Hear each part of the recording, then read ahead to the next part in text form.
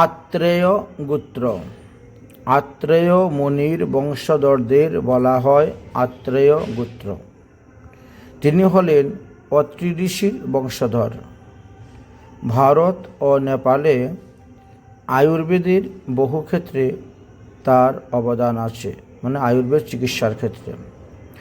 আত্রেয় গোত্রের প্রবর ঋষিদের নাম তিনটি আছে: আত্রেয়, শাতা, তপ, সাংখ্যক্য। তাই এই ঋষি, এই গোত্রের যারা উপনয়ন সংস্কার নিয়েছেন, তারা যখন পৈতা তৈরি করবেন যজ্ঞোপবীত, তখন সুতার মধ্যে 3টি পেঁচ দিবেন এই 3 প্রবর নাম অনুসারে।